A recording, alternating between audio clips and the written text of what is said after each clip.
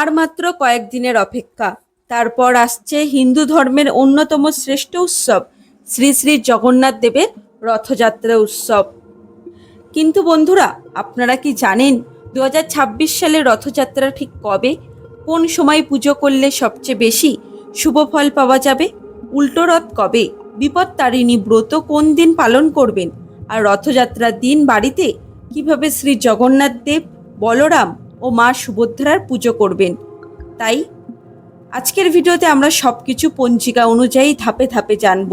তাই ভিডিওটি অবশ্যই শেষ পর্যন্ত দেখবেন।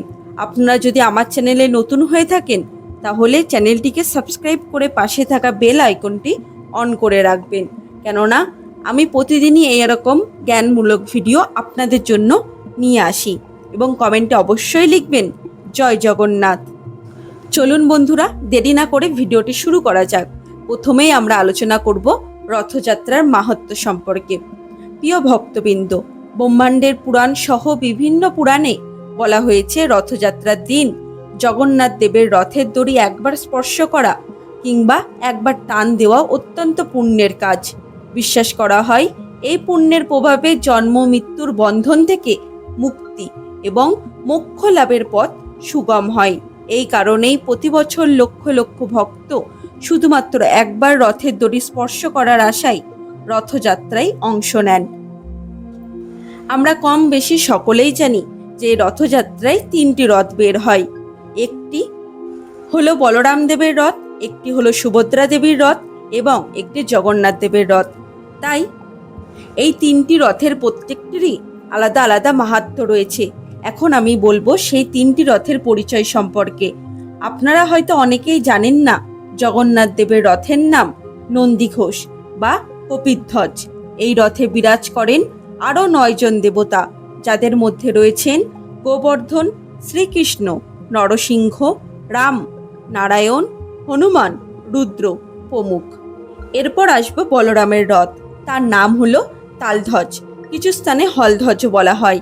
এই রথে 9 জন দেবতার অবস্থান করেন, যেমন কার্তিক, গণেশ, সর্বমঙ্গলা, মৃত্যুঞ্জয়, মুক্তেশ্বরা প্রভু। এরপর আসবো মা সুভদ্রার রথ, যার নাম হলো দর্পদলন বা পদধ্বজ।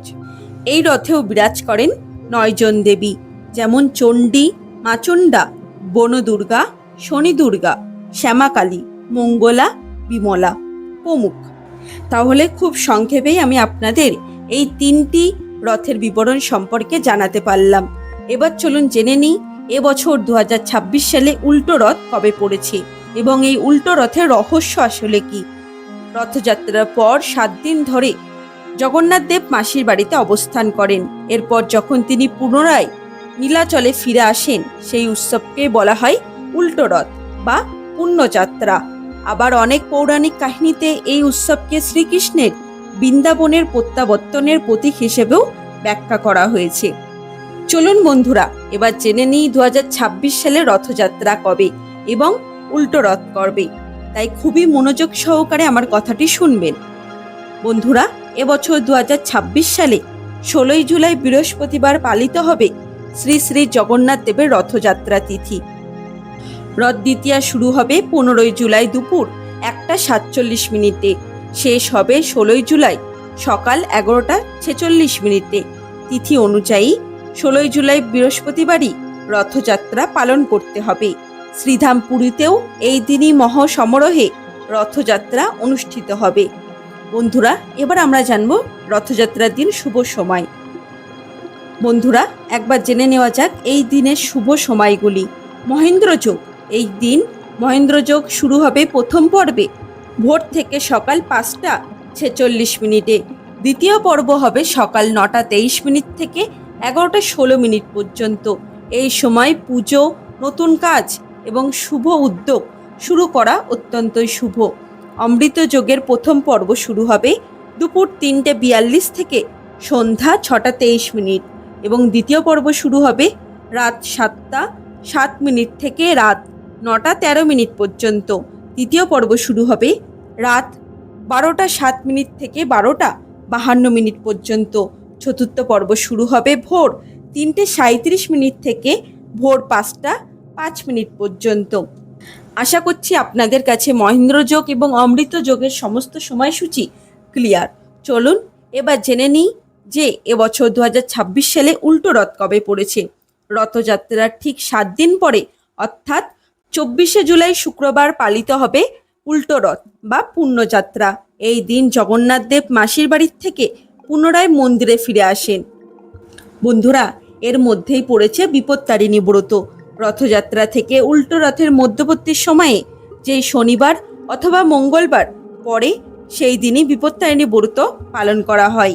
2026 সালে এবছরের ক্ষেত্রে প্রথম বিপত্তারিণী পুজো পালিত হবে 18 জুলাই শনিবার এবং দ্বিতীয় বিপত্তারিণী পুজো পালিত হবে 21শে জুলাই মঙ্গলবার। এই 2 দিন যে কোনো একটি ব্রত অবশ্যই পালন করতে হয় পরিবারের সকলের মঙ্গল কামনার উদ্দেশ্যে। বন্ধুরা, আপনারা বাড়িতে কিভাবে পুজো করবেন এবার জেনে নেওয়া যাক। রথযাত্রার দিন বাড়িতে কিভাবে পুজো করবেন। সকালে স্নান করে পরিষ্কার পোশাক পরুন, ঠাকুর ঘর পরিষ্কার করুন এবং চেষ্টা করবেন যে কোনো হালকা শুভ্র বর্ণের পোশাক পরতে। তারপর জগন্নাথ দেব, বলরাম এবং মা সুভদ্রাকে পুনরায় স্নান করান। স্নানের জলে মিশিয়ে নিন গঙ্গা জল, কর্পূর, আতর, গোলাপ জল, চন্দন, তুলসী পাতা। এরপর যদি বাড়িতে ছোট রথ থাকে তাহলে রথে প্রতিষ্ঠান করুন, না থাকলে সিংহাসনে বসিয়ে পুজো করুন। এরপর নিবেদন করুন তুলসী পাতা, চন্দন। ভোগ হিসেবে দিতে পারেন ক্ষীর, জিলাপি, নকুলদানা, বাতাসা, 5 রকমের ফল। ফুল হিসেবে যে কোনো সুগন্ধি বা রঙিন ফুল ব্যবহার করা যায়। সর্বশেষে ধূপ, দীপ এবং আরতি করে ভক্তি ভরে প্রার্থনা করুন। বন্ধুরা, এক্ষেত্রে আপনারা অবশ্যই মনে রাখবেন এই রথযাত্রার দিন আপনারা কি করবেন কি করবেন না। এই শুভ দিনে নতুন কাজ শুরু করতে পারেন, পুজো পাঠ করতে পারেন, দান ধ্যান করতে পারেন, ঈশ্বর নাম জপ করতে পারেন, কিন্তু অবশ্যই এই দিন আপনারা এড়িয়ে চলবেন মাছ, মাংস, ডিম এবং যে কোনো তামসিক খাবার। এছাড়াও কারোর সঙ্গে ঝগড়া বা অশান্তিতে জড়াবেন না, তাহলে আপনার পুণ্য লাভের থেকে ক্ষতিটাই বেশি হবে। তো বন্ধুরা, আশা করছি আজকের এই ভিডিওটি রথযাত্রা সম্পর্কে সমস্ত গুরুত্বপূর্ণ তথ্য আপনাদের জানাতে পেরেছি। ভিডিওটি যদি ভালো লেগে থাকে তাহলে অবশ্যই একটি লাইক করবেন এবং পরিবার ও বন্ধুদের সঙ্গে ভিডিওটি অবশ্যই শেয়ার করবেন, যাতে তারাও এই গুরুত্বপূর্ণ তথ্য জানতে পারেন। আর কমেন্ট বক্সে অবশ্যই ভক্তি ভরে লিখবেন জয় জগন্নাথ। পরবর্তী ভিডিও আপনারা কোন বিষয়ের উপরে দেখতে চান সেটা কমেন্টে লিখবেন, আমি চেষ্টা করব সেই বিষয়ের ওপর ভিডিও আনতে।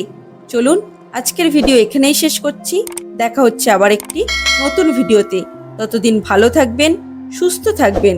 ধন্যবাদ। জয় জগন্নাথ।